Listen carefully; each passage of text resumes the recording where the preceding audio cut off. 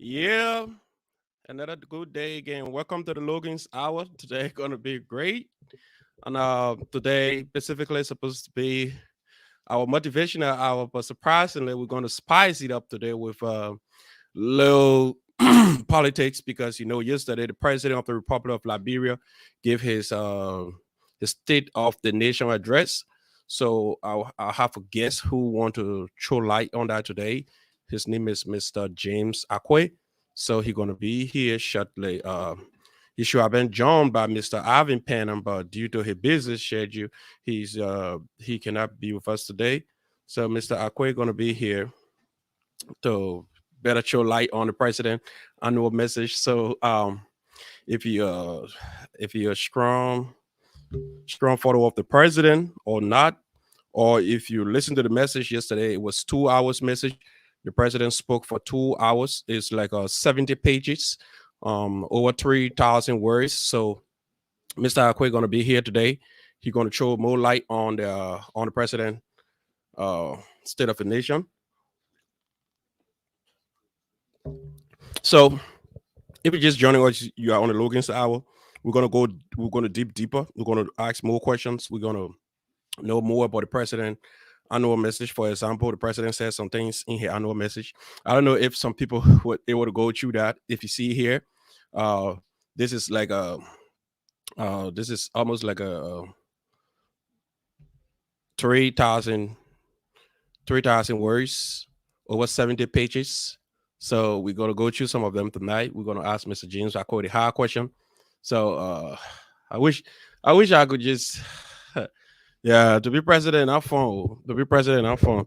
Not because he's George we are, so we just sit and just believe that the presidency is so easy and it's a quick fix and imagine you president, you have to go through all of these and looking at our current president with the kind of attention span that he has. So to go through 70 pages, imagine you president now. Imagine me president of the Republic of Liberia. Philip S. Looking, coming to get your annual message. I'll be calling my wife name. The president said, Madam Cloud, we are. I'll be saying, Madam Sama Hamu Logan, First Lady of the Republic of Liberia. Madam Vice President, President of the Senate, Mr. Speaker, Mr. President Pro Tempore, Honorable Member of the 54th Legislature, Your Honor, the Chief Justice, Associate Justices of the Supreme Court, and members of the Judiciary, the Dean, the members of the Cabinet, and other government officials, the Doyen, the Excellencies, and members of the Diplomatic and Consular Corps, His Excellency, the Special Representative of the Secretary General of the United Nations in Liberia, the Chief of Staff, and men and women of the Armed Forces of Liberia, former officials of government, traditional leaders, chief and elders, political and business leaders, religious leaders, officers and members of the National Bar Association, labor and trade union, civil society organizations, members of the Fourth Estate, special guests, fellow Liberian, distinguished ladies and gentlemen. Imagine you the president, man. You know the kind of an introduction. It just come on. We gotta be proud of him because it's called destiny now. Whatever you pray for, you're gonna get it. So Mr. Akwe gonna be here today. Mr. Akwe gonna be breaking down by segment some of these uh things the president talk about here, like in the president's speech. Anyway, we have to just go through that right now. We have to first pay tribute to two of our foreign brothers today in Liberia. It's a real sad day for we young people. We lost two young fellow. I think some of you know him, Mr. Christmas City. He always on Facebook. He's a real follower of the Congress for Democratic Change. We lost Mr. Christmas City today.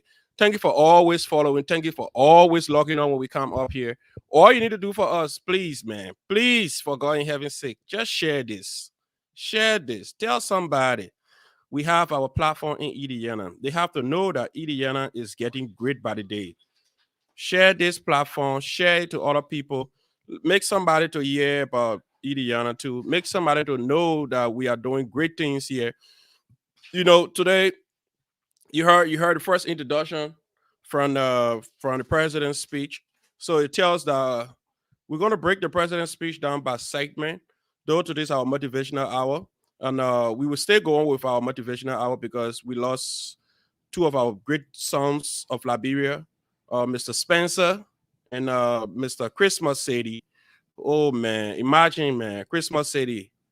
If you just think about him, you know him well. He was one of those young persons who he was always there when it comes to political issue happenings in Liberia. The CPP and uh, um, CDC. You could just start. You just think about Christmas City for the movement, man. Christmas City. He's no stranger. He's a young guy with a lot of energy, man. Imagine losing man at Christmas City. Think about your own life. We are all here temporarily. We are all here temporarily. We will not live forever. Don't see yourself today and feel that you are so different from the other people who has lost their life. We are going to die one day. We're going to die one day. It's a promise. It's a death you from, dust you from, and dust you shall return. So while we are healthy today, let's keep giving God the glory. You see me? I always say this to my wife: serving God and believing and having a good faith is like I'm paying my fire insurance because I ain't want to burn. Look how mad at me. Hamson looking guy like this. Imagine him in fire and yelling, "Wah! Wah!" So today, though we're going to talk a little about the president annual message, please, man, please, if you're able to send a tribute for our fallen brother, Mr. Christmas City and Mr. Spencer, you can please do that. I'm about to just put them on the screen right here so you can see the two.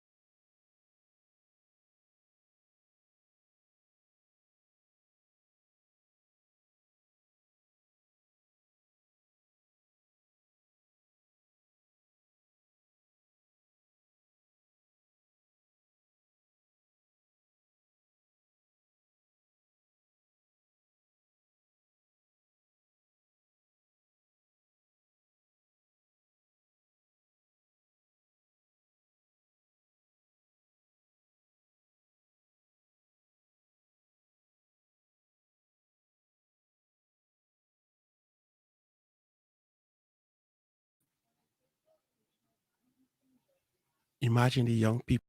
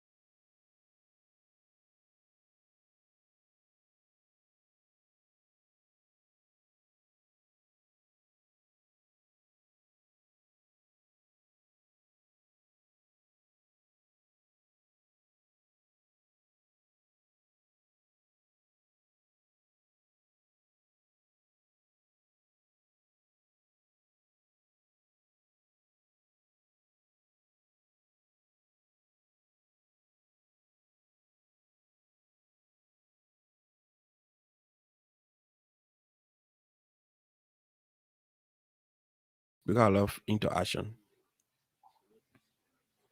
Think about yourself. Today is Christmas City. Today is Spencer. Just a few days ago, it were almost 29 people die from the West Point side or the Nuclear Town areas. You are not no better than any other people that have died. Think about your life. What do you want to be remembered for? This is my famous saying. I always ask this question when I come here. Why do you think today the graveyard is considered as the richest place on planet Earth? Because dreams that will never actualize lying there, potential, untapped power, they are lying there today. Imagine you today dying with all the potentials, with all the dreams, with everything you have thought of in your life to be somebody productive. You have all the plans, you go into school, having the degrees, and saying to yourself, if I become 30, 40 years old, this is who I want to be in the future. Think about yourself now. Have a silver reflection. When you look at it, two young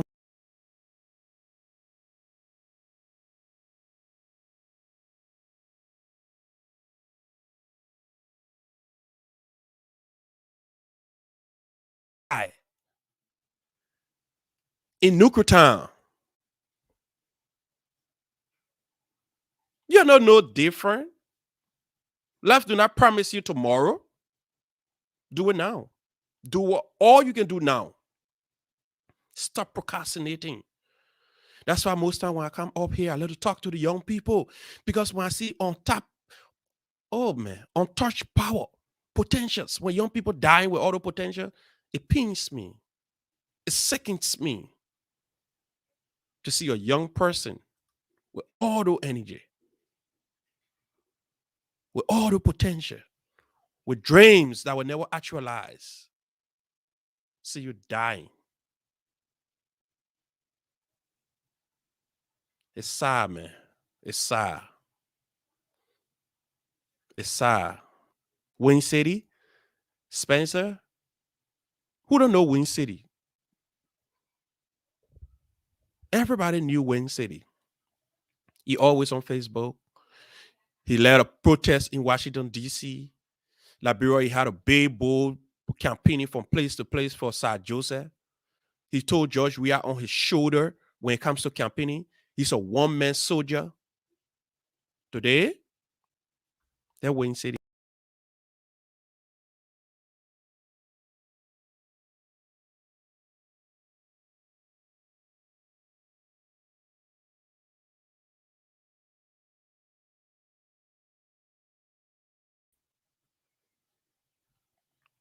They are nowhere to be seen. Amen.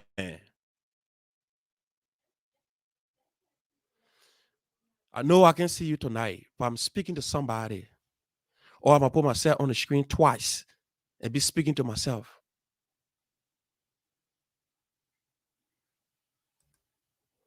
We can do better as a people.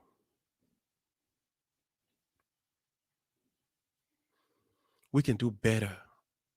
May their soul, Honorable Rich W. Basigia, may their soul and all those faithful departed rest in perpetual peace. May the good Lord have mercy upon them. Who knows? Today is Wednesday. Just a few days ago, it was 29 innocent souls. Life was designed for us to enjoy, not for life to live us. It's sad today to see young people going before the time that was destined for them. The Bible says you should live for 3 scope and 10. Each scope is 20 years, plus 10 is 70 years. Are we reaching those today? Will you wait to reach 70 years before you start to do what God placed in you? Discover yourself now. Discover yourself now. It's important you discover yourself, or else you're going to die in that smile.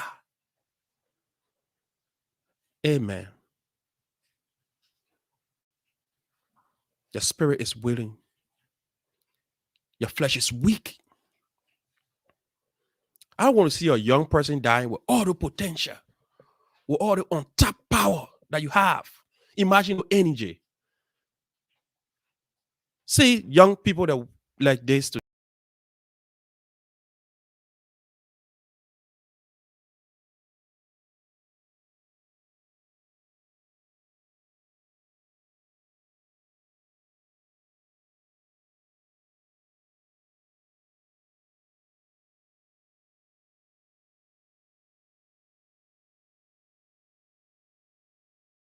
probably we might meet in a world that we don't know about. We might meet in a word that God told us about. Let's do better.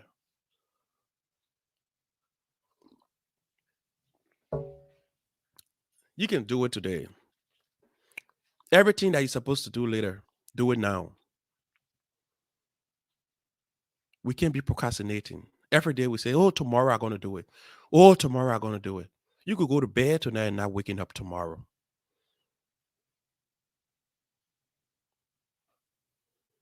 If you have the power to do it while it's day. Because when the night comes, you have no control. Today, two of our young brothers, they are lying in the bosom of Abraham. I know it's about the time that we go to the churches, to the mosques, to go and rain praises on their innocent souls, to say all the nice things about them when they were living. But do we always want to reach that far? That somebody have to die before we rain praises? If you have the energy, you have the power to change somebody's lives, why can't you do it now? Why are you procrastinating? What are you waiting for? Life have no second chance. Time is man's greatest enemy.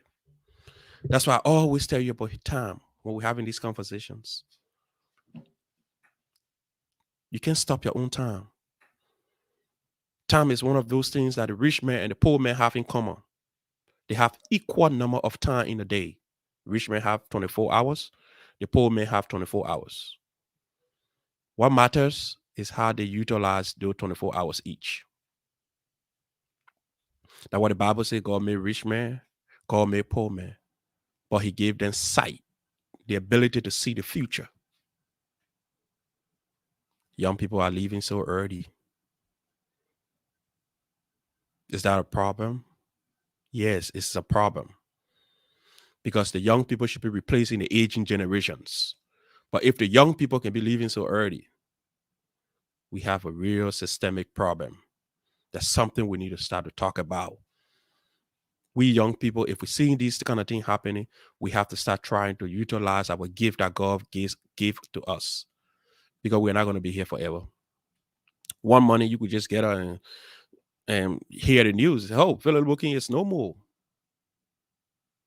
All we're going to do is, oh, wow.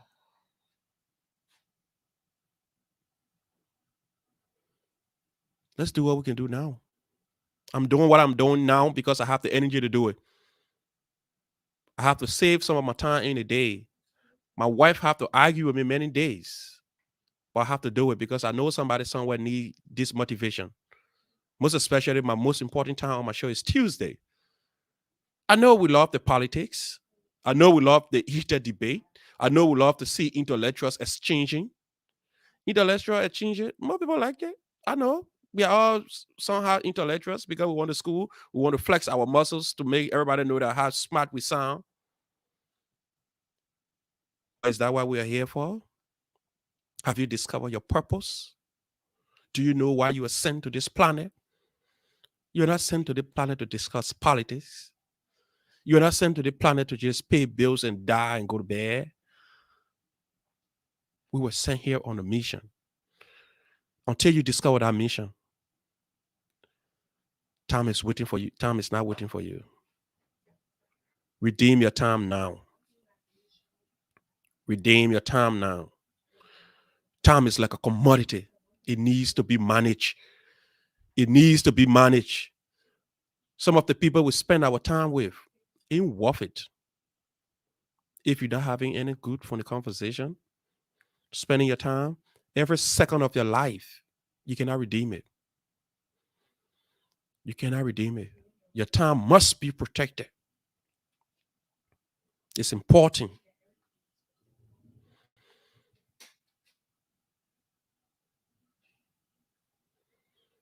Tell somebody who just want to have a loose and a free talk.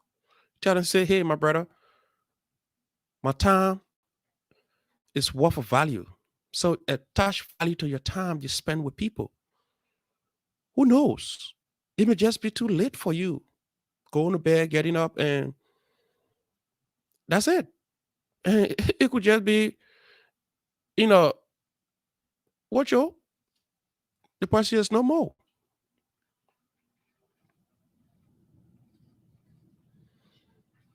Let's do better, man. Every human is given an equal amount of time. It's just how you utilize it. Your life is your time. Once your time expires, you die. Like the two young people we're talking about today, Wayne City and Spencer, and those 34 people or 39 people that died from nuclear time, the time expired. But before your time expires, there's something you need to be remembered for. That's why they have the famous saying, they say, legend live forever. You know what that means? It means those traces, those mark you left on earth. When you die, people go after them. People go to see things that you left behind. Let's use our time wisely. Let's get involved. Let's solve problems. Your life is defined by your time.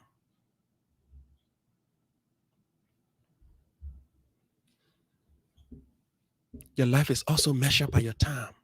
So how do we use our time? It's the biggest question we all have to answer. We got some friends that when you go to them, they just sit down and say, brother, just come and kill time. Why would you want to kill time? Well, time is the most expensive commodity that God gave you. So your time expires, you are there about it. And while you have it, you better utilize it. Because it's not promising that tomorrow you're going to have some. See the two young people that I show you here tonight.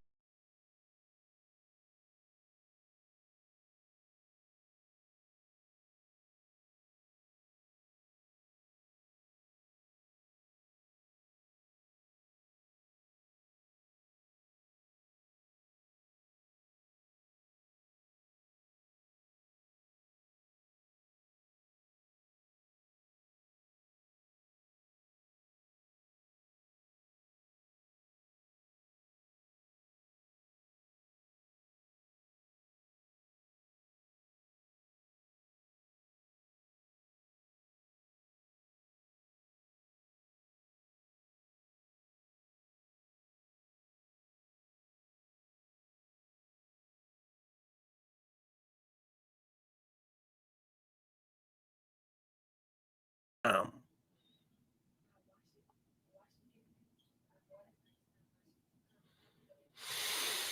hmm. Today, we are here. Tomorrow, we will be out of here. But what do we want to be remembered for? What do we want to be remembered for?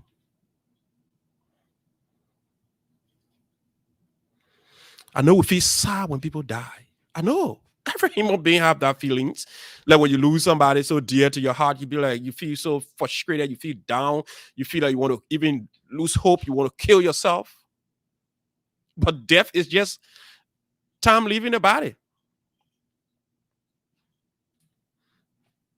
Death is just time leaving. Once the time expires, you are expired. But the time that God gave you, that's why He asking you for. What was those times utilized for?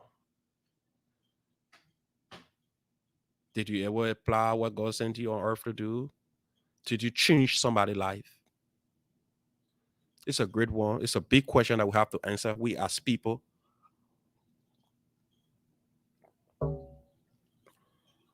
Think about it tonight. Talk to somebody by you. Ask the hard questions. Go into your room and have a sober reflection. Ask yourself, if I'm dead tonight, what will people remember me for? Oh, people will remember me for being that guy with a nice car, or the guy that used to dress in the community, or the guy that had all the big hair gold ring on his fingers. What do you want to be remembered for when your time leave your body and death takes over? You see, let me give you some little historicity about death. We all worry about death, but we forgot that we gave death the power. In the book of Genesis, when God created us first, He placed us in the garden. The only thing God told us, He told us about death. He said, hey, listen, when you eat the fruit, you shall surely die. But death never had power. Death existed. The only thing that could give death power, it was man. To just go and disrespect, eat the fruit, then death will have power. But other than that, death never knew how to kill you. But now, because death exists, we know that death, dust we came from, and dust we shall return. But the biggest question is, what do you want to be remembered for? Your time is important. How you utilize your time is very important. I know we have all these life activities. Your body, your adrenaline calls for this, call for that, and you can sit one place. Your body like, let's go, so let's do this. In fact, tonight, let's get drunk. They will drive and make accident. Oh, but the question is, what do you want to be remembered for? That's a big question that we all need to answer, even including me. Who am I? What am I here? Where am I going? Those are questions, basic questions that we need to answer.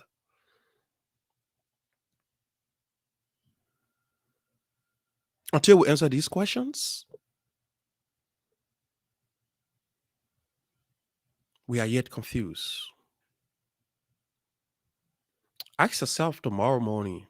You can have all the accolades. You can have 10 master degrees.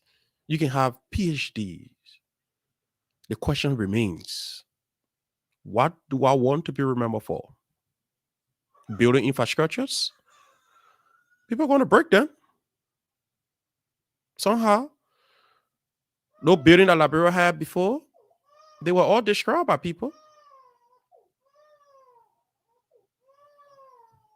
When you mold the minds of somebody, he take it a long way. See your young brothers today, they are no more.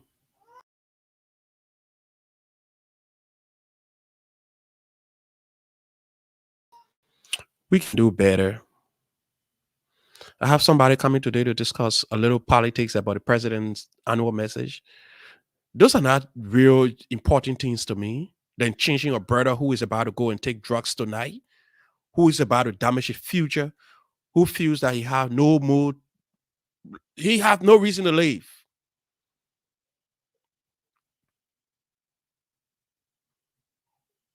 And doing that, it's like you're just putting a permanent end to a temporary problem. Nothing lasts forever. Death is a promise that every man will have to taste. But before it comes, what do you want to be remembered for? We young people, We have to utilize our time very wisely. Our time, we have to take serious consideration of squandering our time. We have squandered our time so much to the point that we do not know the value of our time.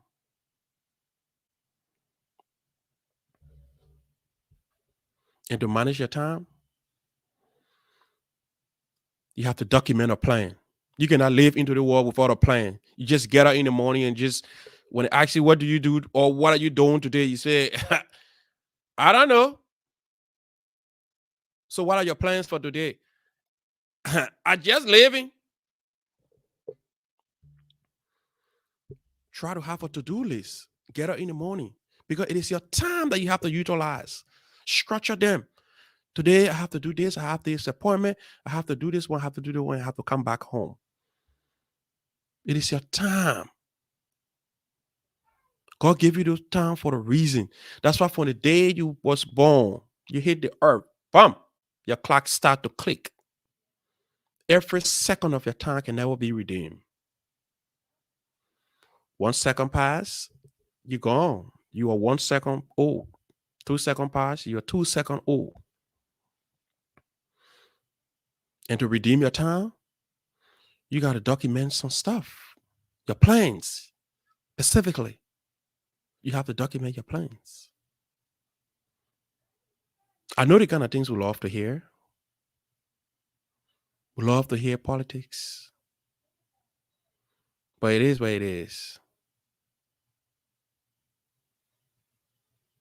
The only one we love to hear is politics. But what do we do with our time? It's a serious, sensitive topic. You see, I learned this from the late Dr. Moas Moreau. He said, it is not what you are that holding you. It is what you think you are not that is what holding you. God created you with so much potential. There are so many things you can do. But in your head, you believe that I can't do it. People like me can do it. People like me cannot sit down with Hillary Clinton and have a dinner. People like me cannot even sit down with Donald Trump. He would not even get my time because I'm less human. It is your thought process. And when it comes to utilizing your time, you have to first think. Think, man. That's why God gave you brain with all the cells for you to think. Thank you for always being here. It's just the little short tips on the motivational hour. I have Mr. James Akwe, who's going to be here tonight. You all know him. He's a Liberian journalist. He's about to discuss the president's annual message, the president's state of the nation, and he's already in studio. Everybody know him. He's a tough talking person. He used to work with the EOBC. Tonight he's going to discuss the issues. He know the Queen's language. Stay tuned as we bring in Mr. James Akwe. Thank you. Mr. Akwe. Yes, how are you? I'm okay. How are you tonight? I'm okay. Yep. Welcome to the Logan's Hour again. Yeah, yeah. Welcome, Mr. Logan. Yeah, but just that today happened to be a sad day. Yeah. Two of our Yeah. brothers, man. Yes. Yeah. Yeah, two of our young brothers today.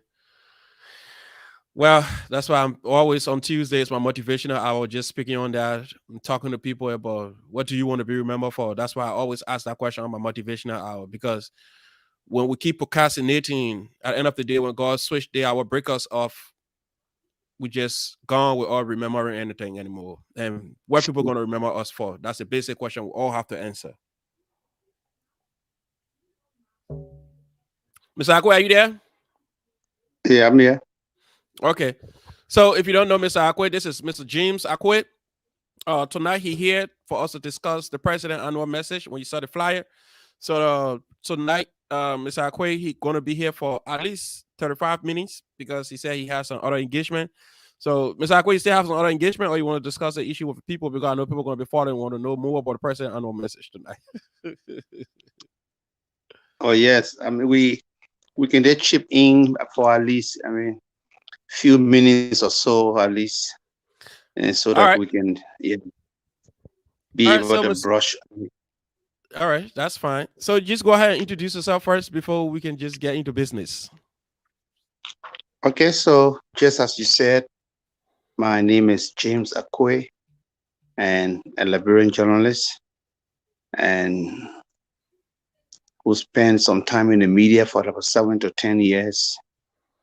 At one point in time, and sub-editors in the newsroom there at the Liberia Broadcasting System, and was a reporter, was one point in time a teacher. You know, when I went on your page and I saw you attended JJ Rivers, I said, oh yes, okay. Yeah, yeah. Yeah, he's one of my students. Okay, so I mean that's one of the schools that I taught. You know, I was on the campus when President Taylor came to Chester, say, uh, His and, daughter, yeah, yeah, yeah, okay. yeah, And she was one of my students, Idema Wilson. You know, she was one of my students. Yeah, yeah. yeah. So I mean, those are just time to remember and thing. So indeed, yeah. So we are here to see how well we can do a little clamp down on what the president said yesterday. Maybe just for the next 25 to 30 minutes or so, then we can chip in and we can run and we can always come back maybe another time. And we want to make this show and something regular, where we will always appear to maybe to interject, to say one or two things that will move our country forward. Thank you. All right. So, thank you so much, Mr. Akwe. So, let's just go straight to business. Before we go to the president's speech, let's go to your own party. You a little affiliated with because of Mr. Joseph Yuma Boakai. Today, I heard they were giving a rebuttal to the president annual message. Was that rebuttal successful today? Yeah, I mean that was the assistant secretary for I think for press and propaganda Mm-hmm. did, and that was that's how the Unity Party has chosen now to respond to issues, and you'll not be hearing the big names, the arrowheads, but the party says it's going to youngs. I mean, young people. I mean, because they are the one who will have the mantle of authority tomorrow and to move, the party forward vis-a-vis the country forward. So when it comes to responding to issues, and Mm-hmm. especially and national issues, the party says it's going to leave it with with young people and to speak to it. So that's why today you heard the assistant. I think she's the assistant and press, some assistant also for I think press and propaganda, or you know of the UP, and I listened to it. I think somehow it was very strong. All right, Yeah. that's good, Mr. Akwe. So let's go into the president message. So what's the high you got from the president message? Okay, for me, what I really took from the president message, what I like about the president message was where he called for an reconciliation piece. I'm happy, that at least the president, realized that, I mean, he's serving or leading a divided country, that the Okay. people are largely divided, politically. So when he was talking about freedom reign and, taking cues from Martin Luther King, that brought, and some memories to me that yes, we have to come together as one, because the greatest thing we have is our country. The peace of our country is second one to none others. And if we're talking about economic development, the development of the country, nothing can really be achieved in the absence of peace. So, indeed, the president was right calling for peace, but we want it to be much more sincere and holistic, in a way. And I think another thing that I love about what the president said was where he talked about what happened in the borough of Nikru town that led to the death of scores of Liberians there. But I was a bit shocked when I expected to hear the national policy that at least government will come out and with some stinging policy, with some decision when it comes to what cost it as a result of this, government was going to take a particular action, but nothing of such we really heard. But at least there was still 3 days of mourning, and some of us somehow um, gave him some check marks, when he really talk about it. So those were things I really took, out, And others may say, "Oh, but how about the economy?" No, I can't be too much happy about the president talking about the economy when we have the serious issue of the bread and butter and the trickle down effect. When we're talking about a strong economy, when we're talking about building the economy, and we should be thinking about the ladder. Those are the end of the ladder. And how do we reduce the crime of the Liberian people? How do we reduce the number of pen riders across the country? And how do we make sure that Mark Bana selling in the market there will get profit, and on her goods she sells, and they be able to keep up with the family and send her children to school. Those are things when you speak of economy, and that's how it should really be. Yeah. Let me pause there a little bit, and I guess you want to ask one or two questions when it comes Okay. to the other side, maybe my dislike or so. Yeah. So specifically, I want to just talk about when the president started in his message, specifically on the economy. The president said these. I don't know if you. Sorry, let me just get this off here. All right. The president said, "Madam Vice President, Mr. Speaker, Mr. President Pro Tempore, and members of the 54th legislature. Our Constitution places upon me the solemn responsibility to report on the state of the Republic with specific mentions of public expenditure and national income. Revenue collected for 2021, including grants, was 646 million United States dollars compared to 653.9 million United States dollars in 2020. This apparent decrease is attributed is attributable to more international COVID-related funds that was received in calendar year 2020. This revenue performance was driven by higher receipts of tax and non-tax revenue, specifically tax on international trade. What do you think the president meant here? Do Yeah, I you think what think? the president. Yeah, I think Mhm. what the president was talking about. He was talking about. I mean, gains they have made when it comes to. Funds they might be collecting, and to boost the economy. He especially where he talk about donor assistance, and when it comes to helping the economy move forward, but and when it comes to the COVID funding, I Mhm. guess I guess you might be aware that there was huge discrepancy, and that when it comes to the distribution, especially the full distribution of the COVID funding, and we all know the story of how and and former finance minister Wilson Tappet, and and the issues of misappropriation of the COVID funding really hung over him, where he really could not explain to senators how money was expended or so more so, and they also came out and they said they were able to present huge packages and assistance to a number of people, and as a result of the COVID funding that was made available.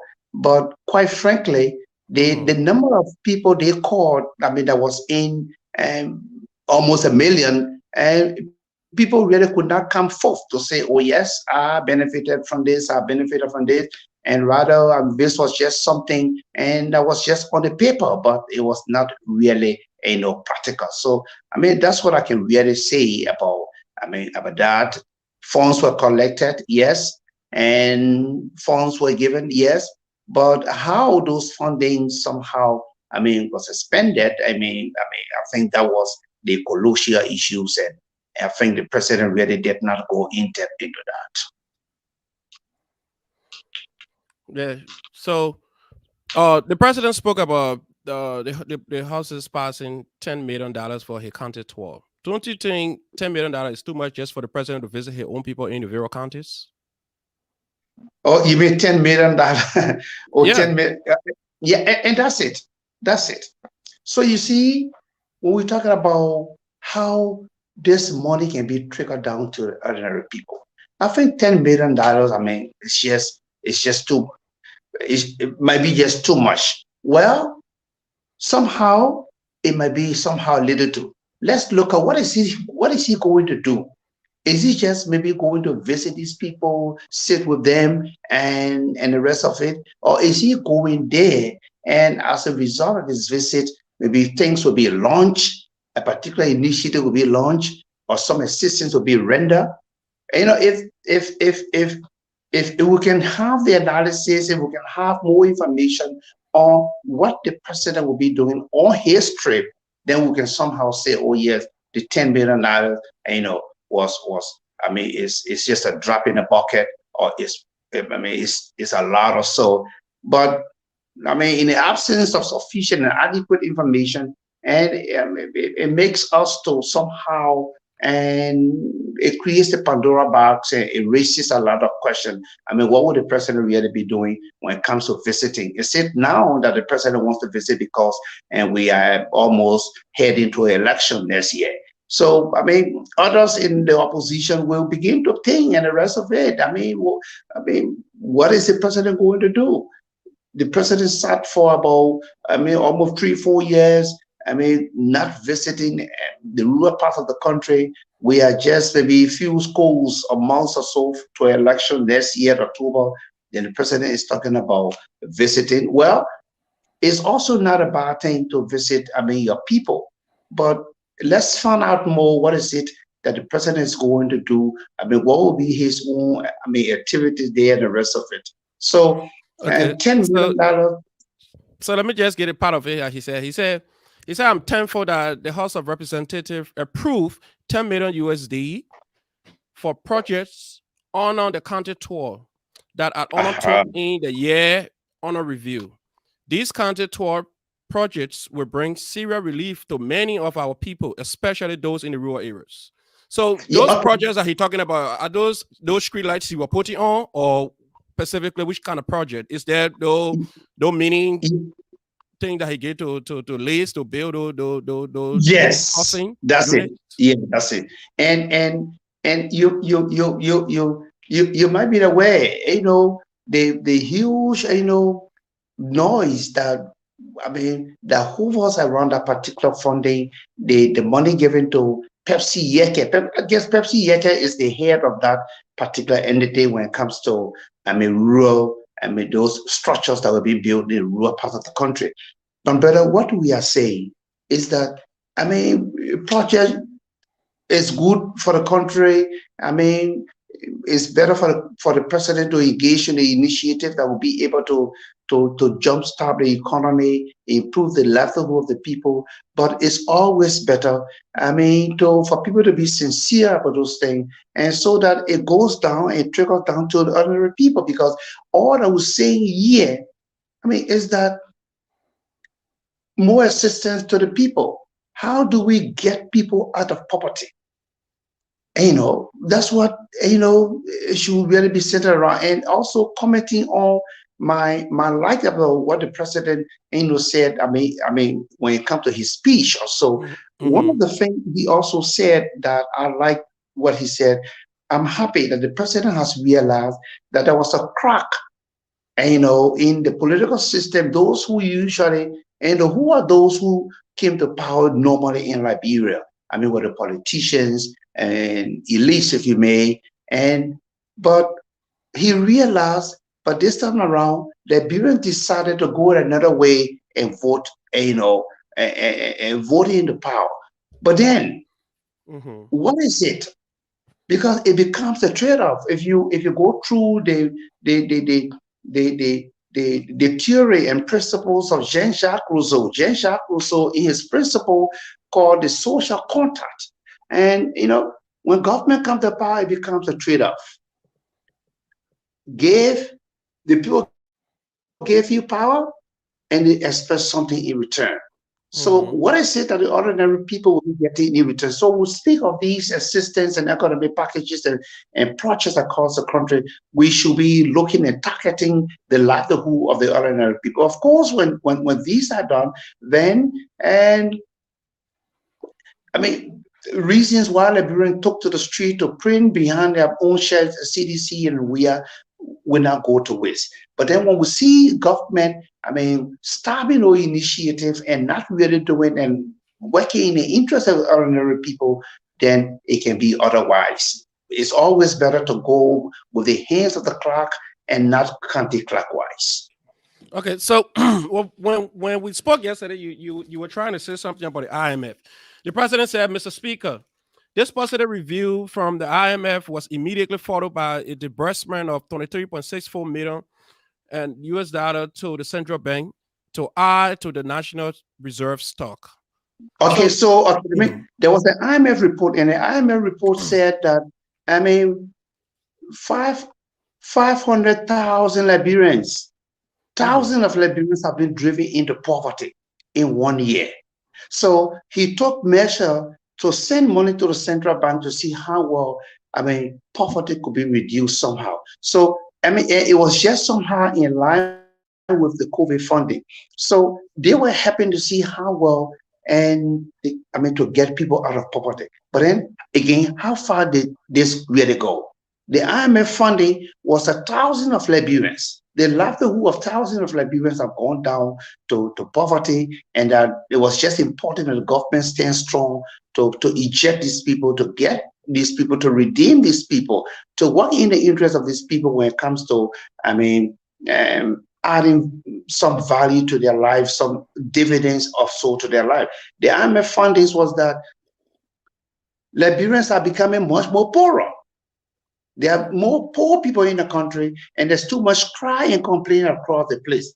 So, that was the funding. So they were trying to infuse some money to see, how well they can be able to help the ordinary people. Again, when we're doing these things, we should always think about, the trickle down effect.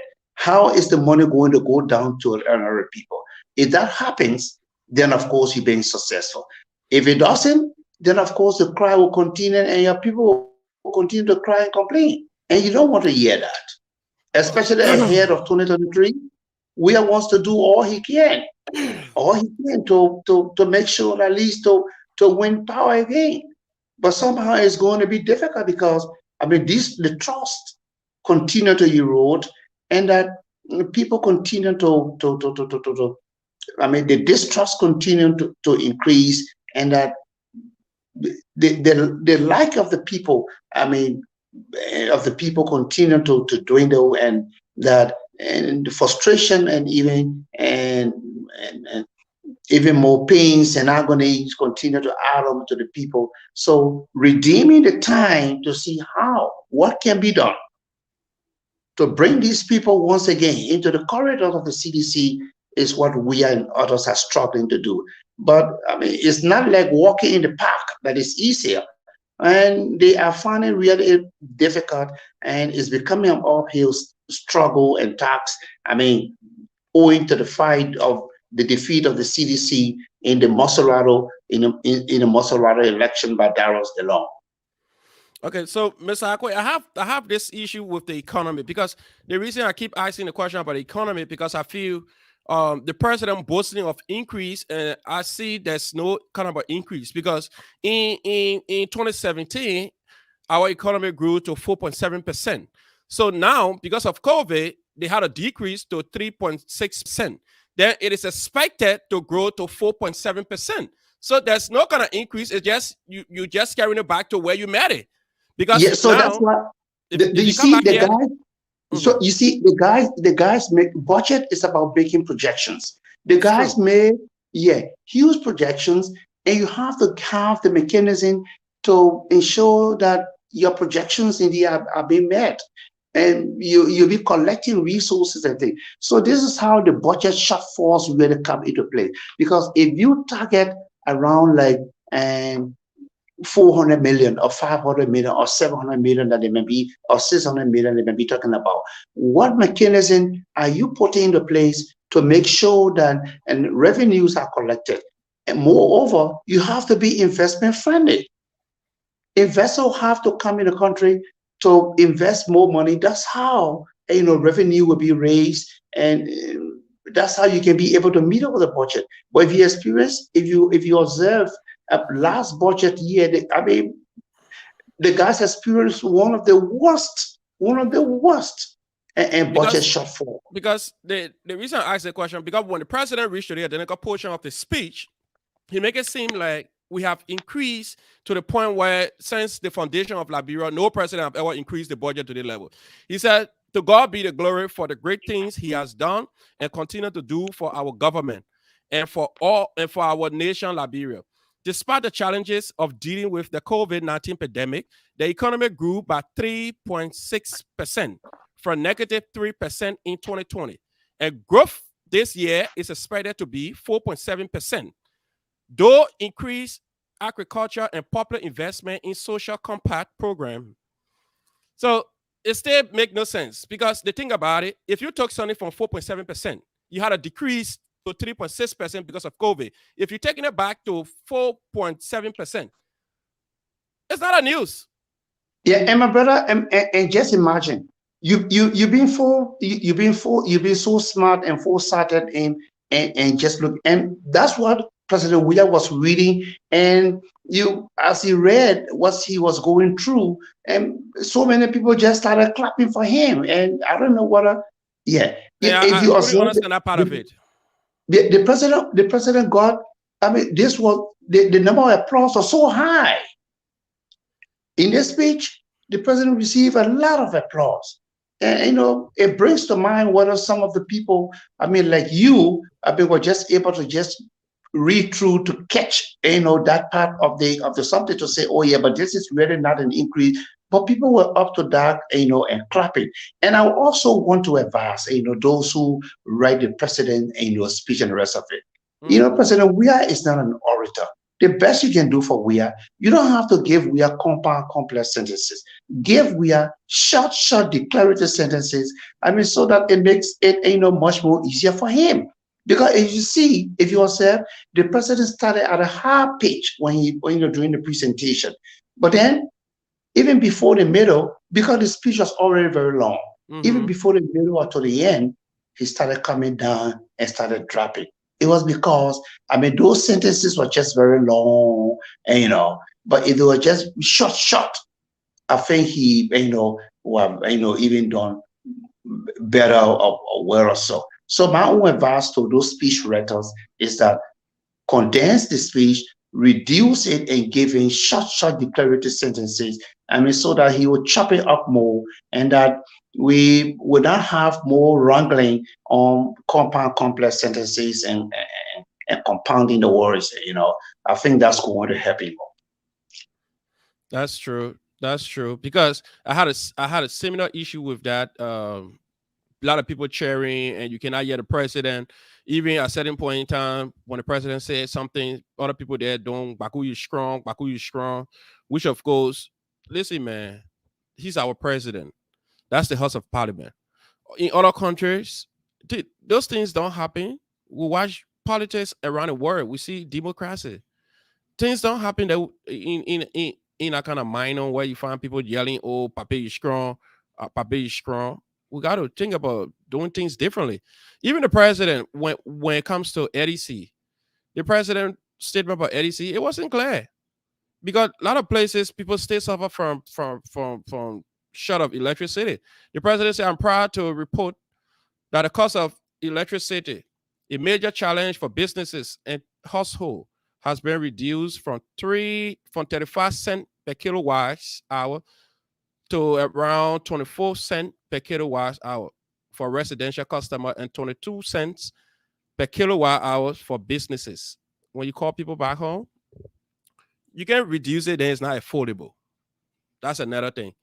I tell you, say rice would be $50 for a cup, but you can find a rice to buy. It make no sense. It make no sense. I'm sorry that Mr. Akwe, he would not be with us for too long. Probably he has left, but I really wanted him to go deeper into this president issues when it comes to these uh, the president's state of the nation address. There are so many points that I wanted us to discuss, especially when it comes to the Millennium Challenge, the compact signed between the Liberian government and the government of the United States of America, January 21st, 2021. After 5 years of implementation, the compact provided a grant of 257 million USD for the electricity and road sector. So those are sectors that I wanted Mr. Ako to be here tonight. But well, uh, it is what it is. If he can make it, that's fine. On another date, we will have these kind of conversations. But Mr. President, I applaud you so much. I like the part when you came to the end and you talk about uh your personal achievement when it comes to the county meet. But from my clear perspective, I don't know how you saw this speech, but I think the president just launched his political bait, his 2023 campaign. That's all I saw in this in this identical speech from the president. No bad feelings towards the president, but I think he was just trying to tell people that 2023, I'm ready, and these are the things I've been doing. He was just running campaign. This is a nation address. You're giving annual report from January 1 to December 31st. Everything you did in the past year. The president giving us information or giving us statistical definition or proof. We don't even go and find how many percent of this, how many percent of this. No statistics. The president just showing numbers out there. How many people you took from poverty? How many young people have a job? What's the statistic of young people who were unemployed and employed? How many businesses that how many millionaires we have made in just 3 years or 4 years? You say we're not being spectator in our economy, but now we have Zogos everywhere. And the issue that has to do with Zogo, the president never addressed that adequately. Because if I go to the issue of Zogo, when I read that portion of the president talking about Zogos and the mechanism they are putting in place for Zogos, you'll be like, this is sad. How can you be talking unrealistic things? How many people have jobs? Is that how we're going to solve this Zogo problem? You see, sometimes you want to wish evil for people because you really don't know that may come back to you as well. But sometimes you can just wish this Zogo issue, it reach to the people that just keep doubting it, then they will know that it's very serious. The disadvantage issue, we just had this stuff on the on last week with the crusade. What the president expected from the president in that his speech, he should have been more tougher. He should have make more emphasis that this would never happen. There are programs who've been put into place. These are the programs, and how can we execute them? But when you go to the Zogo issue, what the president say about it? The president said they have built institutions and those institutions, and it was just confusing. I was like, Mr. President, what the president say about Zogo here? The president talk about how they have built TVET, and how many people know about TVET? How many people go to TVET? Young people on a daily basis are suffering. They are turning into prostitute females. Males are smoking weed and taking drugs and taking alcohol. Just when I start reading the whole issue that the president talk about the Zogo and talk about institutions they have built, because the president said amongst the many programs we have initiated to provide living condition for young people is the youth entrepreneurship, $2.4 million. So if you have an initiative $2.4 million that was funded by the World Bank, we don't know about it. How many young people benefiting from it? Give the statistic, Mr. President. We don't know. The president just showing number. The Motivational Vocational and Training Center, the MVTC, continue to provide vocational and technical skills for young people from diverse backgrounds. The center offers a variety of training, courses, including heavy duty, auto mechanic, welding, fabricating, all the things that the president put here, that's fine. But how many people benefiting from it? Coming down, the president talk about the European Union. The European Union has approved additional 26 million euro to cover the cost of establishing state-of-the-art TVET school in the rest of the 8 counties that do not have them. This is in fulfillment of our vision to the TVET institutions in all 15 counties. Amen. That campaign message here. You got 1 year to go. You're talking about building TVET in all the 15 counties. How many counties will benefit from TVET? How many young people even heard about TVET first? These are all campaign messages. I'm not saying it because I'm against the president, though. I'm not against the president. I'm a Liberian. I have issues in Liberia. I have a stake. It is my country.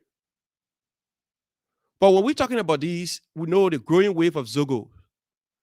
He said these initiatives are targeted at Liberians' youth, regardless of which country they reside in. Thousands have already benefited. When Donald Trump or Obama, when they're giving their annual messages, they will call somebody from the group. They will say, Tutu Makate, please stand. Tutu Makate will stand.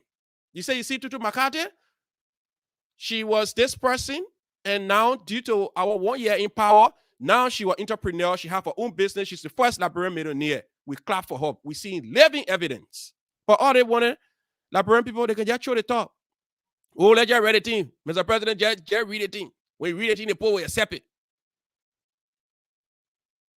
So the president sat down and read 70 pages. 3,000 plus words. All in just words.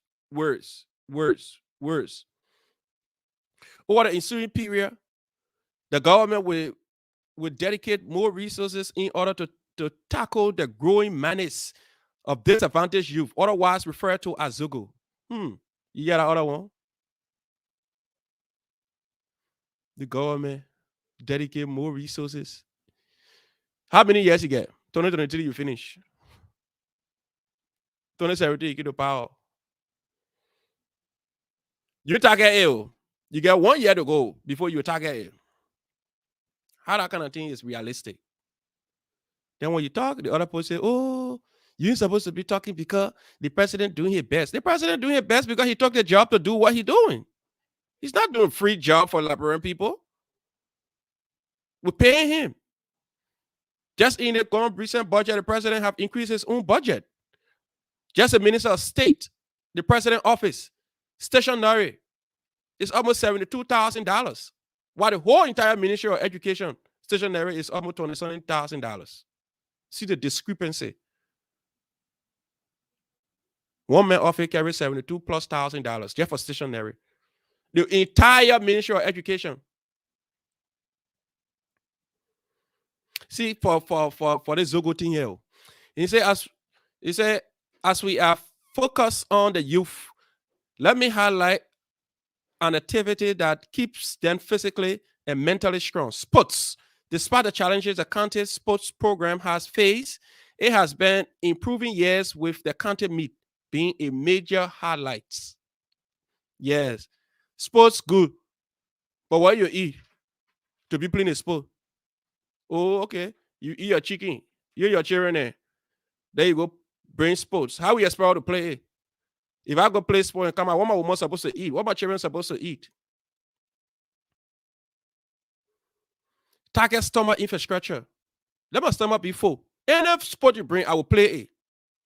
If I can feed my family, there's dignity in labor. When God created this world, the first thing he gave to a man, he gave a man work before he gave man woman. So if a man can get work, the man can have dignity.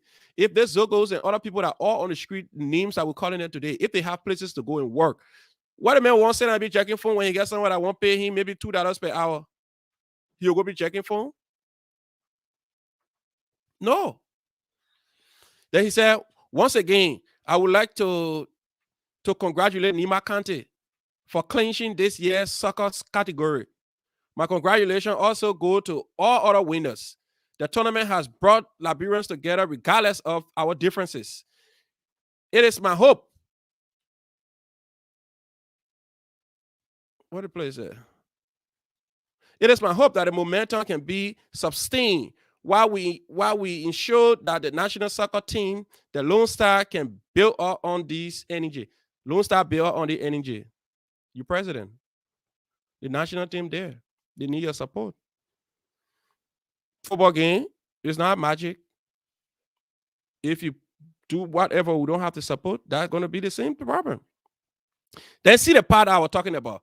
The only reason the president put the identical line in his State of the Nation address because he wanted to give himself a glory, and which of course I have different view about the president even playing in the county meet first.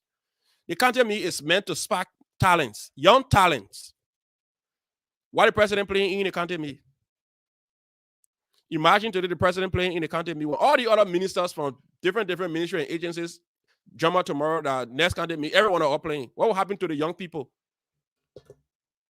The county meet was specifically organized to spark young talents, young talented people. Come in the county meet, show your talent, then you can go on the national team. Other good thing can take you. But now the president jump into the county meet. Out of fear, they get the president the volleyball championship. They get him the basketball championship for Grand Crew.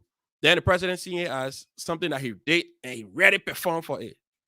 I'm sorry, man. If you're my friend and you're supporting the president, I'm not against the president, but I'm just speaking the truth. This was meant for young people to go and demonstrate their talents. It's not for the president to go there and the referee and all everybody afraid of him at the end of the day. Can you imagine the president took a most valuable player for volleyball and the president took most valuable player for basketball? In your right mind, anybody out there in your right mind, can you tell me when it comes to volleyball, can the president play equal to Otis Yane?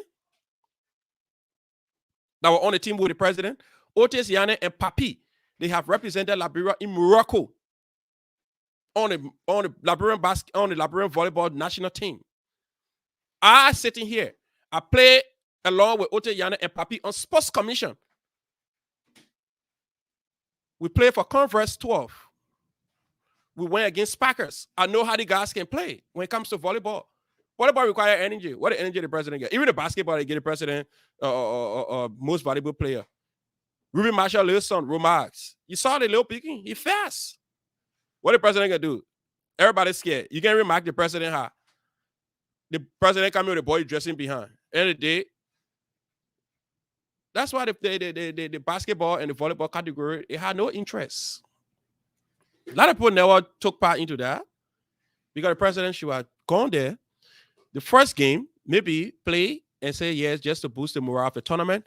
This is where I'm going to stop. That's going to be so good. Then the president come here to rain praises on his head. He said, it will be remiss of me if I do not also take the opportunity to personally congratulate the volleyball and the basketball team from Grand Crew County for their historic victories in this category in the 2022 National County Meet. You hear that? Because the president knows that's a county. That's where they gave him all the title from. Liberia.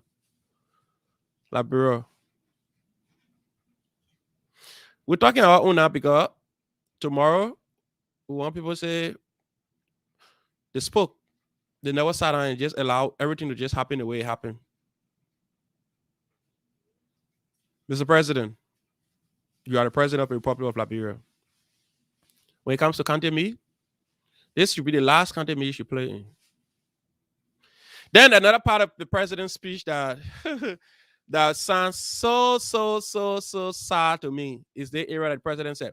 The president said, Mr. Speaker, in addition to her office duties and responsibility as First Lady of the Republic of Liberia, my darling wife, Her Excellency, Madam Claire Marie Weah, has shown a key interest in charitable good works, which involve infrastructures to accommodate some of the less fortunate in our society.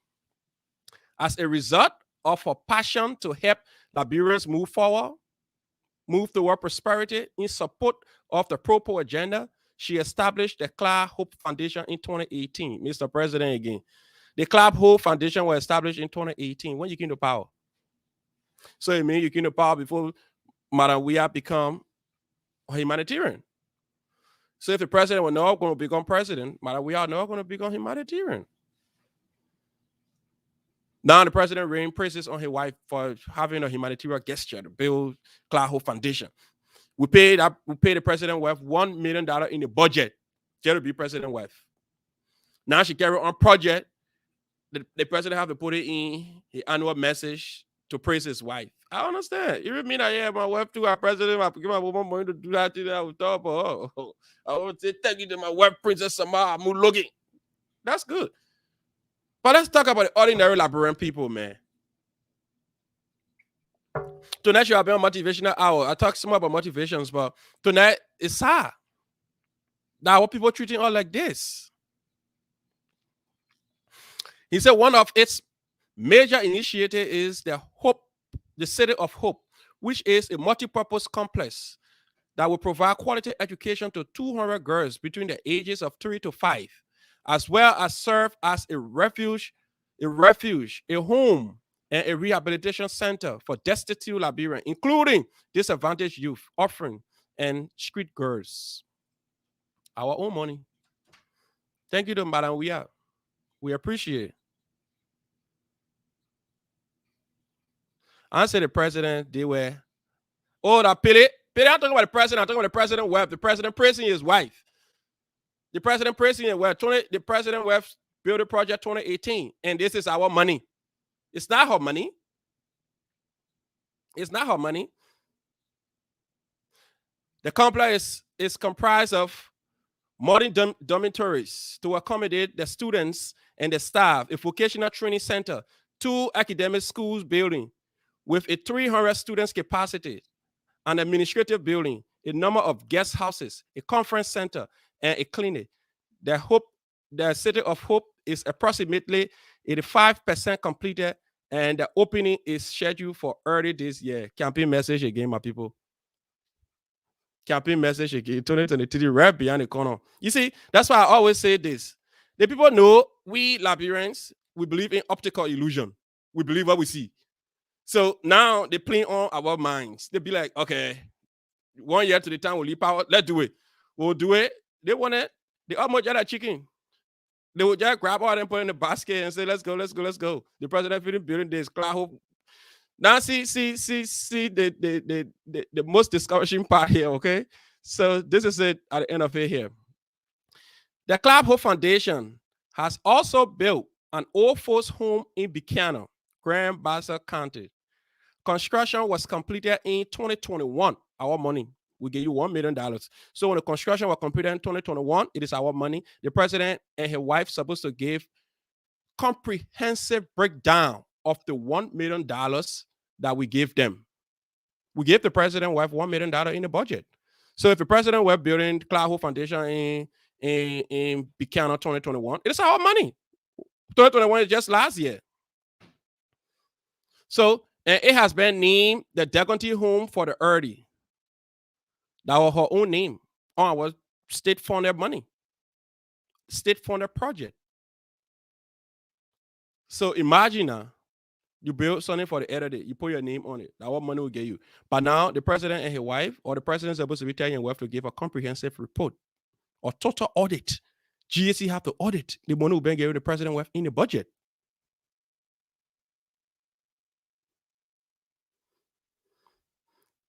They continue that her name and the only misspelled it. So if you say DEKONTEE, it's the same thing the guy. They say DOCON. They just a spelling they put here, Pele. So there's nothing you can say about it. Pele, you think you the only person I love this president? I do, but just speaking the fight. Although Old Folks Home was built with funds raised by the Club Hope Foundation, when, where, how? I have learned from a reliable source that they intend to turn the building over to the relevant government agency free of charge. How the president would say he learned from a reliable source when he gave an annual message. So the president speculating, I have learned from a reliable source. Then people that cheering, boo, boo, boo, boo, boo, yeah, boo, boo, boo, yeah. Listen, This is sad, Billy. I know you support the president. I'm not against the president. I love the president. So the president used to be my neighbor, that my friend. I played on your team, good guys before. But this is sad. The president telling us that this project that Madam we are built in Buchanan, he he learned from a reliable source. Hey man, how can a president can't get annual message? Donald Trump telling me in annual message, I learned from a reliable source that the building my woman have. Man,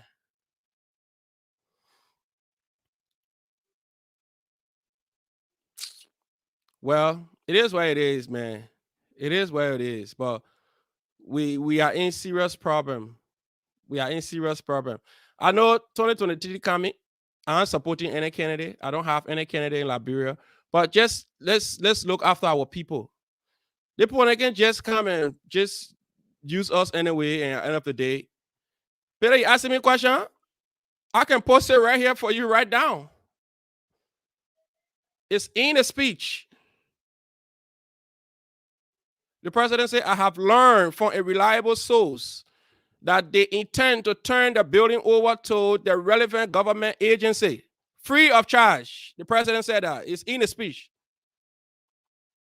A lot of people never went through the speech because it's like it's so long. But the president had it there. So even if the project or the building is not turned over, the president going to say, but I told you I learned from a reliable source. Oh, my people. This is the president of the Republic of Liberia. I expected the president to give statistics. How many young people he have in power? Since I came to power 2017 up to 2021, we found 15% of young people have gotten this employment. 15% of this is this. But the president just showed numbers. He just said, I'll leave it with you. Go and think about it. Go and think about it. We can't keep living like this, man. How many Liberians have the energy enough to take the president's speech and just go through it? Only the very few educated ones. The very few educated ones. Even the rest, what they heard in our hall yesterday, that's it. They ain't going to have the time to go sit down and be reading over 70 pages. They ain't care. That's why you saw yesterday, there were a lot of distraction. People just all in the play, boom, boom, boom, yelling and cheering for the president. We understand. That's not era for politics in terms of cheering for the president. The president making his report. That's what we're supposed to listen and take from what the president said and discuss the highs and discuss the low.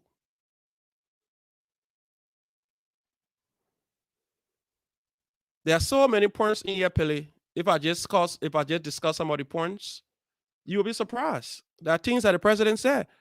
But those that were in the hall, they now get the opportunity to better listen. So the only way you better understand some of the things that the president have in here, you have to go take that speech and read it. Yeah. If you never read that speech, all you care is just the noise that were in the hall. When the president said the other one, president pronounced one B words, somebody yelling, oh, what yeah. But who is strong? But how can I play with Zombie carrying that kind of discussion? Baku is strong. Like Baku is strong, play that. Whole president of the Republic of Liberia. You reducing to pronouncing a word, then we yelling, Baku is strong, Baku is strong. Man, sometimes it really sickens me when people just reducing the president to just be your mere high school graduate or first degree college graduate. The president has a master's degree. So the president is he understands the Queen's language. So when the president pronounces a word, we can be yelling, oh, Baku is strong, oh, Baku is strong. But other one is fine. They got opposition, they got imposition, they got no position. They will define the role comes 2023.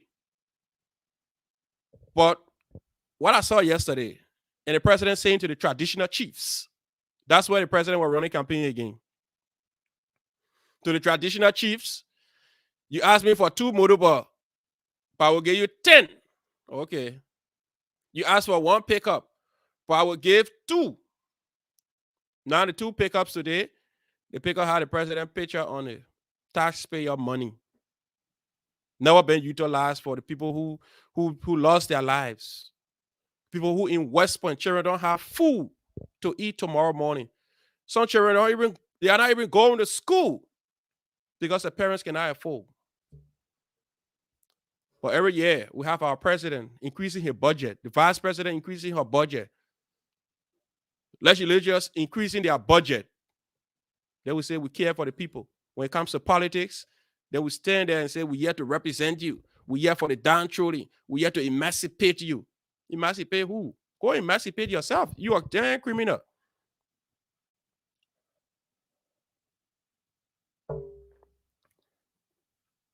When they come on Zogo Jack phone, we want to beat them and kill them.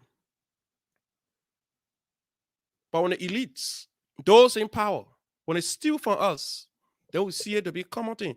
But all they tapping here. What can you say about the president budget, stationary? Almost $90,000 for stationary in the Minister of State office for presidential affairs. Stationaries. Go to the Ministry of Education, stationary. $20,000. The entire ministry that represents the 15 political subdivision of Liberia got $20,000 for stationary. But one person off it, the president off it, have close to $90,000 for stationaries. Isn't that sad, Billy? I understand. Then CPP2, or the oppositions, or imposition, or well position. Every one of them just jokers. I see George Weah going back for the second term. And me, what a George Weah become president, whoever become president, it's not a problem to me. Because the fact that I just want better for Liberia. I'm not against Ambassador Weah. I'm hoping in the future that me and Ambassador Weah can sit around the platform and have a simple English discussion. I just want to be simple English. That's what I want. The same thing Thomas Salonda Brown used to have with Madame Seluf. They just talk simple English. Speak to your people in simple English. Nobody going to put big book inside.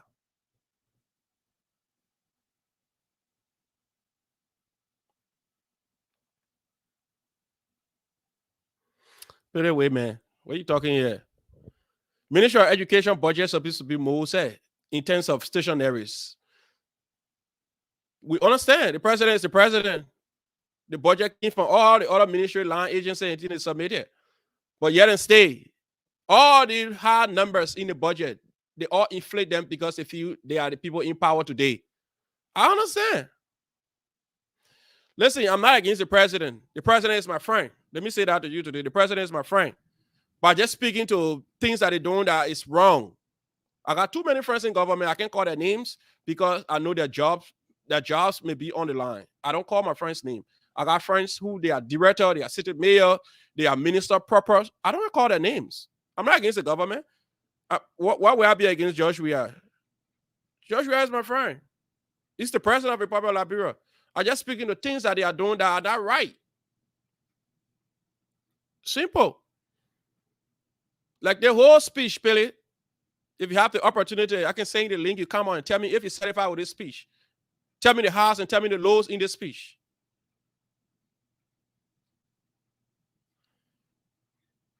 This speech had too many ambiguity. In fact, it needs proper explanation. So many areas need to be broken down. The president just threw numbers with all evidence.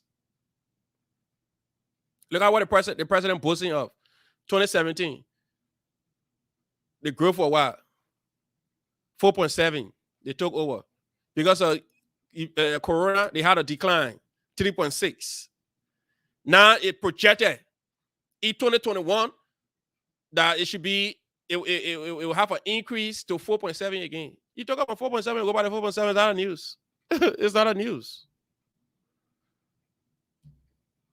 What made the president think people that spent 12 years in power and just his 3 years or 4 years, he's more better than those that spent all the length of time in power?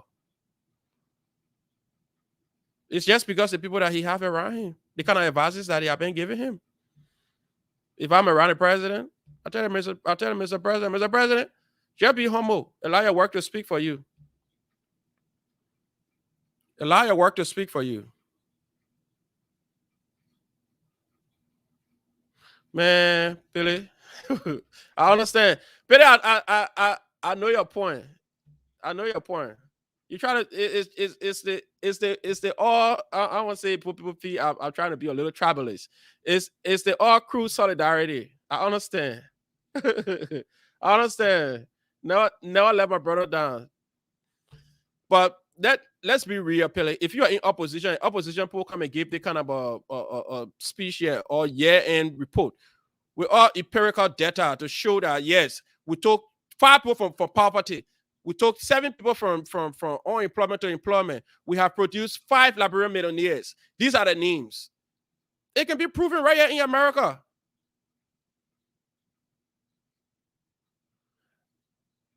Peter, you can see where they put money going, man. How can you have a game? You say you how can you boast of your economy growing and your people poor?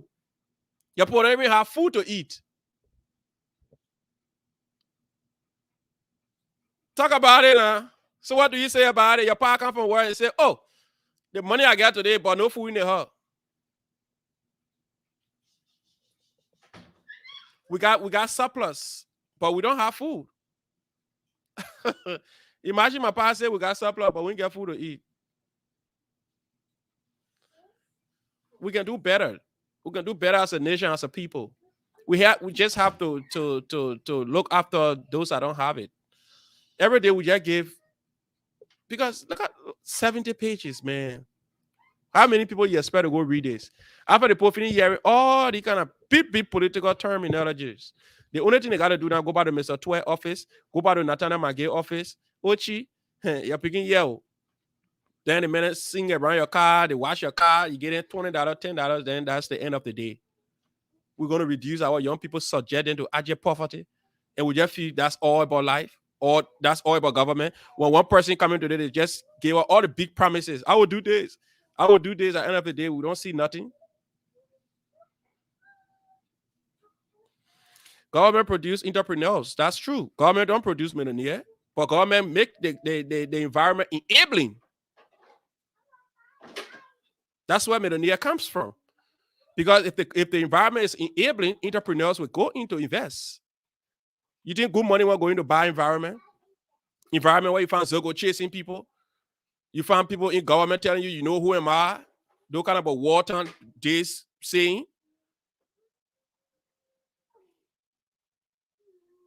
It gotta be a fair trade, Petty. Everybody have to have the fair share of the country. Whether you rich, whether you poor, whether you government official or not. Those people just increasing the budget from one point to another point, increasing the salary. What the other people saying on there, civil servant salary can go up, but only government officials talking about they won't have. Man, I'll tire with the whole abroad story nonsense, because when I think about it, sometimes I can just sit down and say, but all the talking, you talking 2023, they're going to put the people there again. So what's the need? What's the need? We stretch our vein from today to Judgment Day, 2023. They're going to vote for somebody because they love the person. You let my man, you don't let my man, I will vote for him. We can do better than this. Thank you so much, Billy. So if you're just following us, you are on the Logan's Hour. Today is supposed to be our motivational hour. We have Mr. James Akwe. He will about to discuss issue when it comes to the president budget, but surprisingly he had an internet problem. Just tested me. So hopefully we'll have another day we'll have him. So Billy, next time when I have Mr. Akwe, then you can come on to defend the government. Let's talk about it. Let's talk about some of the unrealistic thing in the president's speech. There's a whole lot of things in the president's speech that need to be properly discussed. The people that wrote the president's speech, I think they just make it so long and boring because they know if the president just come from page 1 to page 35, before you can even go to page 36, you forget about everything that happened to page 15 and page 16. And they know you not have the time to go and exhaust, have the energy to read all of those things. So they just make it long and boring. At a certain point in time, the president was even tired. To even pronounce fiscal, the president was struggling because it was long and boring. There is no sleeping. Other representatives, all of them in the place sleeping because it was boring.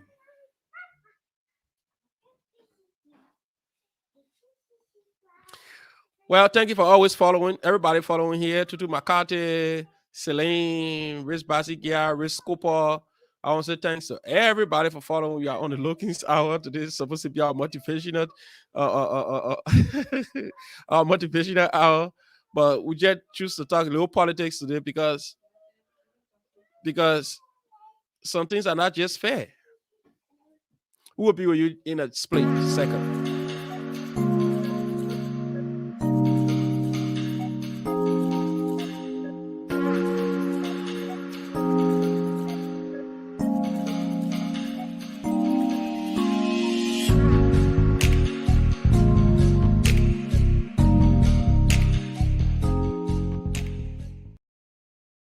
Yeah, so I'm back again.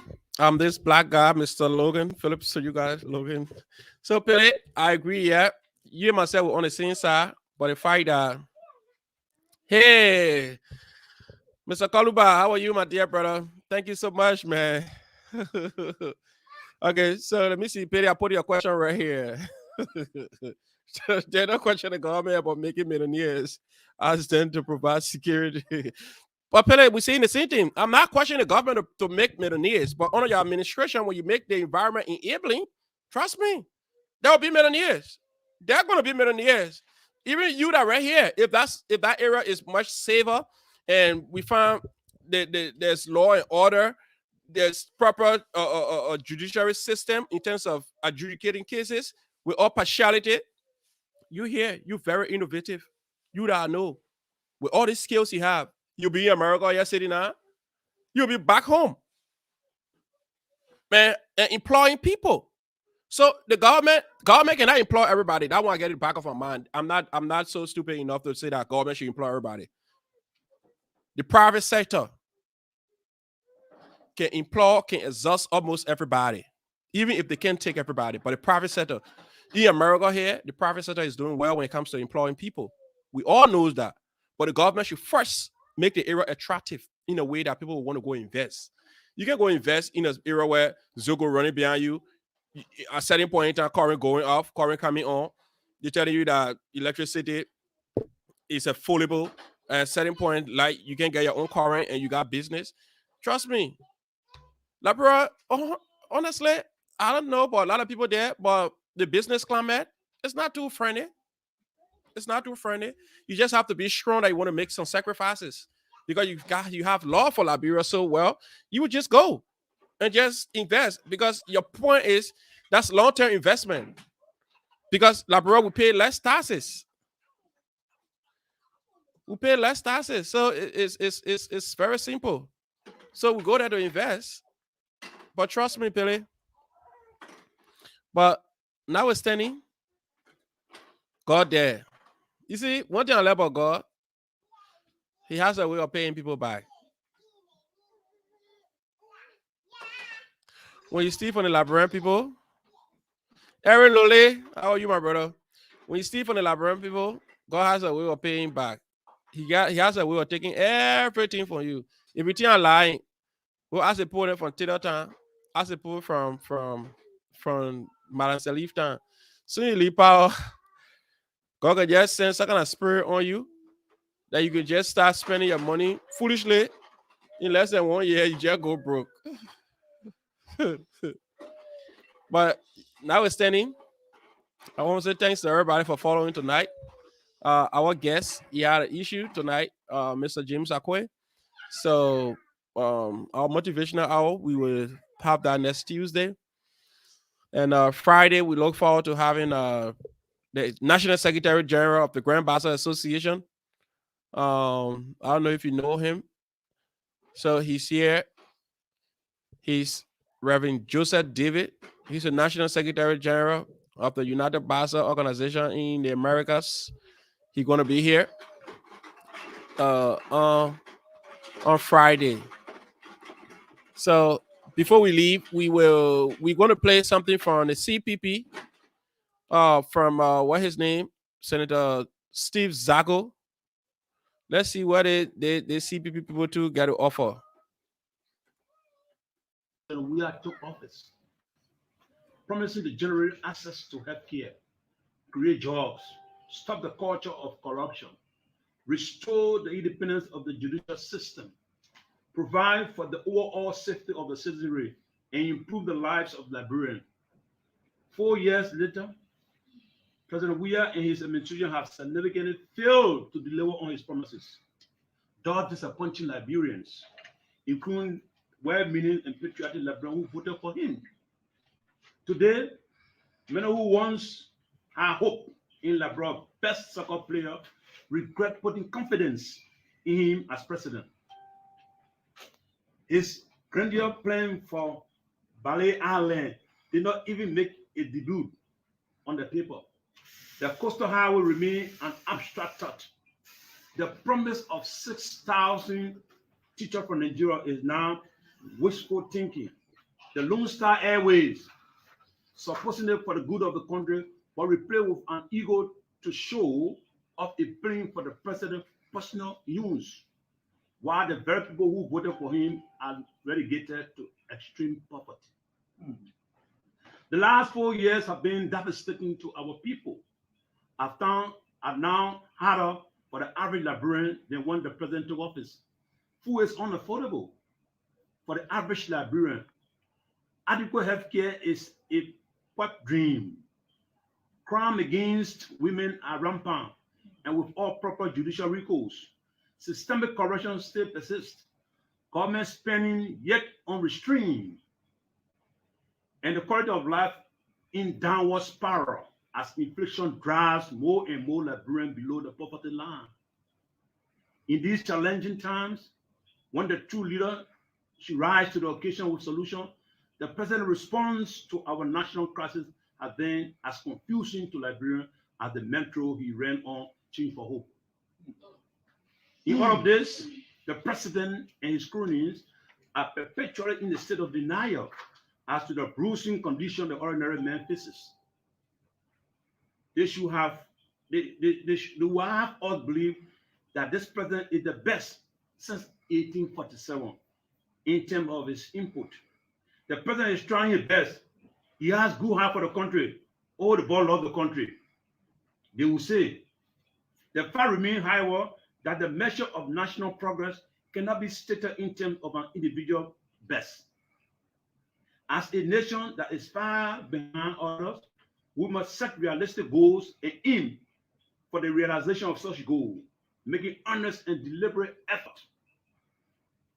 This is certainly not the case. In all fairness, the 2022 State of the Nation address by the president is remnants of the past that have been perpetuated with elaborate promises. Distinguished ladies and gentlemen, during the season of our 174th independence, when our nation sought leadership to move forward, our president was busy releasing music commemorating Rita Marley, the wife of the late Bob Marley. Also during the 2021 Christmas holiday, when many Liberians could not afford rest and other busy needs, let alone celebrate the joyous occasion and season, our president was again releasing Christmas music, where he bestowed adoration on himself and told Liberians his Christmas was on them. My Christmas on you. This a Liberian way of letting someone know you are expecting something from them during the holiday. How can the president expect anything from us Liberians when his administration has ensured Liberians have nothing for their own business needs, let alone something to get another question? Why would the president who openly display his material possession that the average Liberian can only dream of be requesting something from the very people he has helped to impoverish? Not only was the president busy making music as Liberian 100 during the holiday, he was also busy burnishing his brand new customized vehicle for the United States of America before the very poor who had so little to eat. How could our president mock so many Liberians who live below the poverty line? The president spoke of his vision for change for hope. Not only were Liberians confused as to the meaning of the matter, the president has since failed to explain to Liberians what that means and how it translates into national development. and that partly explains why the president has performed so poorly. A national vision is not simply a document of important ideas or a dream of a better tomorrow before a strategy to achieve the dream. A national vision embraces goals, objectives that are pursued in the interests of the people and not the interests of a few, as it is with the case. It is not a vision when the action or lack of action of the government makes the few richer and the majority poorer. It is not a vision when the government pursue the same policy that brought Labrador to its knees. Not only was the president busy making music and Labrador went hungry during the holiday, he was also busy burnishing his new customized vehicle from the United States before the very people who had little to eat. How could our president mock so many Labrador who live below the poverty line?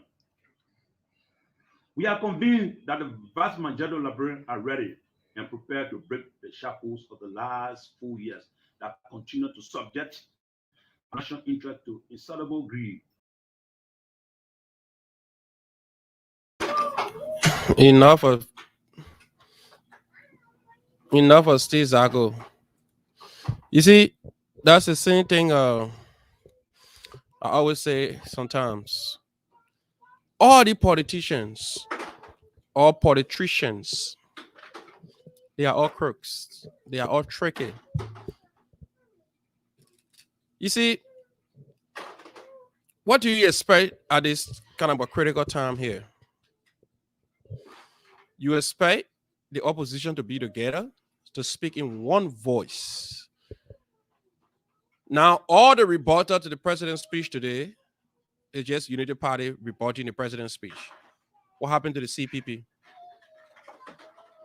Is the CPP dead? Steve Zago have his own rebuttal. Mo Ali and the rest of the other people posted theirs. Now they're going to 2023 very disjointed.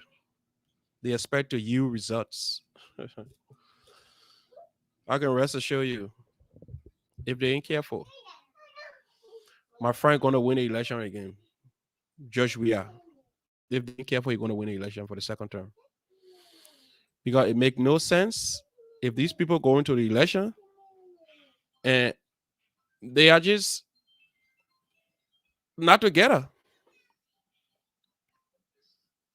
They are not together. They're supposed to be speaking in one voice. What brought the CPP to power? What brought Darrell to power in 2020? It should be that same unity that's supposed to hold the CPP together right now and take them to 2023. But now look at them. The president bouncing on them, the president bluffing on them. The other day I said it here. If the president right now, in this day and age, can be a little playful, come 2023, he'll be more playful. All day, there's something going on. Zogos have been Eno. The other day, Zogo had issue that they have been Eno. And we're not taking this as serious consideration. See this story right here. Let me pause this story right here so you can see what I'm talking about. Zogo have been Eno. And Zogo too, they're right about it. They're right about it. If we don't address the issue now, it's just going to become another problem. But it is what it is. It is what it is. We tell God thank you that our people are resilient, our people are strong, and our people stay believe in themselves. They believe there will be better Liberia. And they believe things are going to change. Listen to this guy here.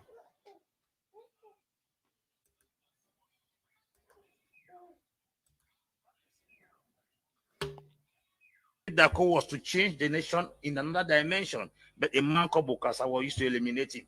You go down to Congo Brazzaville, there's this guy called Maron Ngwabi. Ngwabi also was eliminated through a coup d'etat. Now, if you go down to Guinea Equatorial here, there was this guy called Masias Ngema. It was his own cousin, Obiangema Basoko, that was used to eliminate him. You go down to Ghana, Osage from Kwame Nkrumah had a good intention for the nation. It was Kotoko, his clear neighbor, that eliminated him. You go to Nigeria, the guys of Nambia Zikiwe, they were eliminated by people close to them. Now, if you put it in a nutshell, you go to Mozambique, Samora Moise Machel, it was his close partner that eliminated him. The West, and I repeat, will never and ever have access to Africa until they use Africans. So That's why I say what is eating the bean seed is within the bean seed. Africans are full with greed, full with ethnocracy, tribalism, and nepotism. And if nothing is done, we will keep on killing our best every year.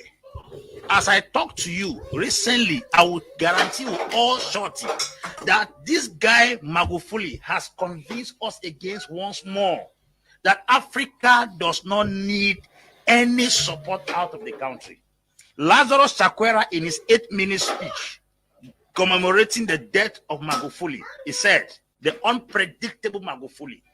They did not know that leadership could run in Africa without money being borrowed from International Monetary Fund, because they did not know Magufuli was coming. They did not know that projects could be set up and executed on time, because they did not know Magufuli was coming. They did not know that somebody could not pay attention to General Assembly of the United Nations.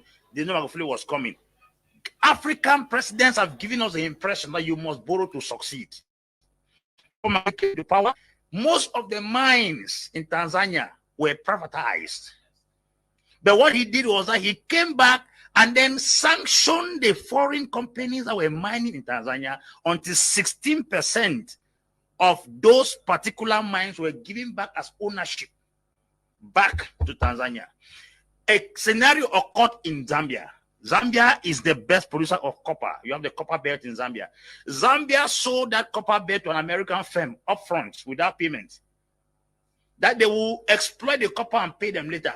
American firm came, took that particular copper belt, turned it within 2 years and paid the money upfront, and is giving Zambia a 0.00 something % as royalty for their mine. Was that colonialism? It is talking about stupidity and poor management. Who brought gun to give that copper belt to America? Nobody brought gun. When last did you see Europeans using prestation, assimilation, or indirect rule in Africa? It's no longer there. Let us consider the fact that they are taking a greater chunk of our resources. The balance we have here is very possible for us to manage those things.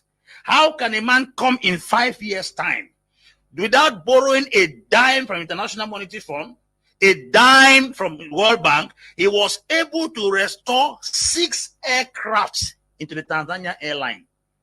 He was able to build bridges, build railway, restore the Julius Nyerere hydroelectricity project that could give Tanzania 99% guarantee of electricity throughout the year without borrowing a dime.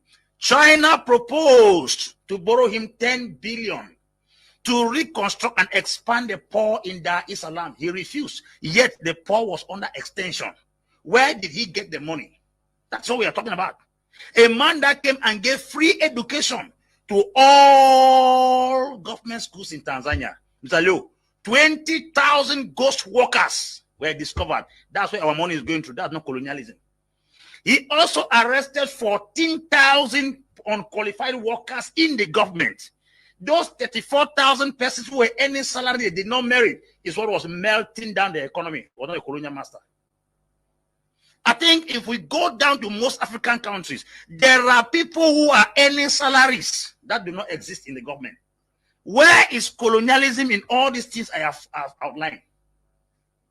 A man who said that education is free for girls, but the moment you become pregnant, your family will start paying fees. A nice way of fighting moral decadence. Who are we going to blame? Where did he get the money? He came and saw the hospital. President that goes down to the hospital. Beds were scattered, rotting. Patients were sleeping on the floor. He fired the entire medical staff and gave them 1 month to repair all the beds in Tanzania. And suddenly from nowhere, the beds were repaired in the space of 2 months. So you hear it for yourself. This is our problem. Africa problem is very systemic. Until we change our minds and change our attitudes, nothing going to change around us. So I want to say thank you for joining us. Thanks to everybody who contributed to this show tonight. Thanks to Pity. Thanks for also sharing. Everybody who share, everybody who like, everybody who follow us. We are not perfect. We're trying to just provide what is right and what is important. So thank you for always joining us. We say good night.